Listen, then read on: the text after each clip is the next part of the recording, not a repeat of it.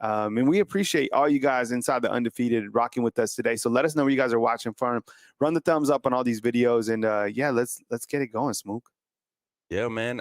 So jumping into it, man, I kind of want to just you want to do back and forth, like I go one, then you go one, and then Yeah, we just yeah, go that way. for sure, Yeah. 100%. So if we're gonna go there, man, something that I think we should really jump on quick because this has been the hot topic of the Yep. offseason. Mm-hmm. Jalen Milroe's progress. Where is Jalen Milroe stand? Mm-hmm. What does he look like? Mm-hmm. And Kyle, you know I've been there. We've been talking, so it's his job, man. And it's not because he's just the senior guy.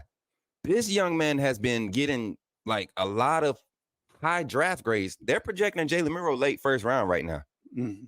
Like people were talking, there was two scouts there yesterday, and they were really just like, talking about his progression. His coach Mitch, his throwing coach, QB coach, the guy that works with him for his quarterback throwing and the throwing workouts. Yeah. He was just explaining how quick Jalen Milroe is able to process things and add them to what the workout is. Usually you have guys that come in and they need a workout to be taught, and then they see it on the next workout. Yep. Jalen Milroe is a teach me now, I'm doing it now type guy. Mm-hmm. And Jamarcus Shepard, Nick Sheridan, and even Kalen DeBoer early in the presser, he highlighted to it. So knowing Milroe is that dude, and it's not just because he's Milroe, but because he's actually doing the work. It's a good sign, man. I mean, how does that make you feel hearing that? Because I know we solid Milroe supporters. We just wanted him to be successful. So I mean, hearing that, what's that feel like? I mean, look, what was interesting about the interview yesterday is the fact that people were talking about the fact that Jalen Milroe was straight up telling us there were people begging him inside to jump into the transfer portal. They wanted to lure him away from the University of Alabama following this season. Any program would be lucky to have a prospect like Jalen Milroe coming back with the experience. Clearly, coming back into 2024, he is a player that is continuing to work on his craft. Yeah. And when you look to this quarterback room, and I was talking about this, yesterday, it's a better quarterback room than it was last year. And somebody made a good point. They were like, well, it's only Tyler Buckner that left. But also you had Eli Holstein who left. And so I was like, that's a fair point. But then I was thinking about it. I was like, actually, I feel better with my point because Jalen Milroe has so much more experience. Look at where Ty Simpson is. He had some time to spot play. Dylan Lonergan is now, 2 years within the program. And then you have Austin Mack coming in. And honestly, look, I feel that Austin Mack is a better quarterback than Eli Holstein. I feel that Austin Mack and Julian Saint, I don't know where Julian Saint, I haven't seen any footage. And I did like Julian Saint. I have to agree that I did like him. But for the quarterbacks right now, just having four, I love where they are. And I think that Jalen Milroe is that guy. He has taken the first team reps and not trying to drive any type of narrative that it's just he's a guy. It's just the truth. Thank you. Yes. Thank you. I'm going to ask you this. Why do people who are doubting Milroe, why do they believe Milroe can't get better? We've seen millions of quarterbacks before him have a sophomore slump or have a bad year. Joe Burrow, to be the most recent, that's what keeps popping up in my mind. Joe Burrow, his improvement from year one to year two, he had a different coordinator that second year. It totally, the light just turned on. Why can't Milroe get the benefit of the doubt? You know what I'm saying? Not just him, but man, I was watching some footage yesterday and listening to some things, man. Austin Mack is not everything that everybody think he is. He has a lot to work on, which is why he chose to continue to follow Kalen DeBoer. It wasn't presumed that he was going to be a starter or be able to compete for starting. He knows that he can develop under Kalen DeBoer.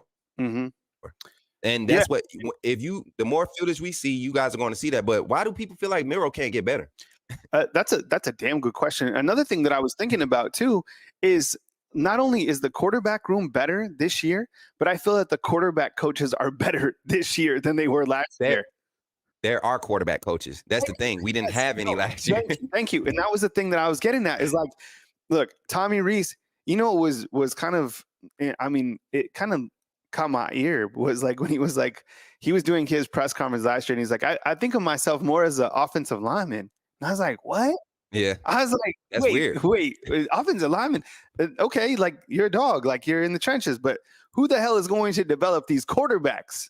right? Yeah. So now that you have Jalen Milroe working with Coach Mitch, working with Nick Sheridan, a guy who played the position, Coach Kalen DeBoer, a guy who has experience working with the quarterbacks and is an offensive-minded guy. You have Jamarcus Shepard to help with that passing game coordinator. Yeah. I mean, think about it. Like now you have guys to develop this room. And I'll say this again: Jalen Milroe has had 4 guys that he's had to work with over the last Five. 3, Let's say 5. Yeah, let's say 5 to be honest. Like he yeah, said that in a conversation before the interview. yeah, He was when he was revealing about, man, if I'm gonna say UGA, Missouri, Florida, yeah. Ohio State, Texas, USC, all of these teams were after him. These are names verbatim that he was saying at before he got up for the interview. And it's no secret. Like it'll be out soon. It's no secret. And the amount of money that was being thrown at him. So to stick it out, it just tells you that he's really bought into what he's developed. Look at that pass, man. I mean, just look at that. The hip. It's not a and just for all the people that were doubting and trying to come at us about, saying that his throwing motion hasn't changed. I mean, has changed. He even answered yesterday, my throwing motion hasn't changed. It's the small things, the mechanics that I'm working on that's allowing me to get better, every day. So no, my throwing motion hasn't changed. All you gotta do is watch the interview. The young man, he's coached not to change his throwing motion. So I'm excited to hear everything that's surrounding Milroe, man. And but another thing you were alluding to, and it's probably one of your takeaways, is Coach Sheridan, man. That guy surprised me yesterday, brother. He surprised me, man. Yeah, well, let me. So you went off and you let off. Your first point was Milroe, and I had your back on that, and we kind of went through that. I want to talk about my one, and the whole premise of this video is 5 things that each of us have learned or that have stood out from spring practice. So Smook led off with Milroe, and a really good point. I am going to lead off with the running back room, and I think that this running back room, and this is not disrespect to any of the running backs that I'm not going to mention, but Alabama has one of the most dangerous 1-2 punches in the country in Jam Miller and Justice Haynes. Okay. What I've been able to see in 3 short practices, and from gathering the information from like Smook talking to him yesterday, seeing them at practice, talking to people close to the program, Justice Haynes is that guy.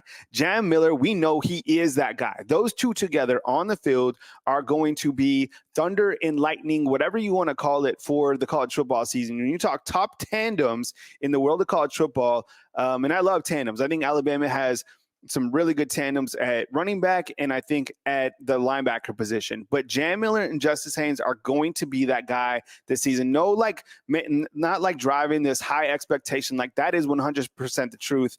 What you got on that, Smoke? Because I think you could feel it as well. Yeah. So those 2 are really bought into balancing each other out.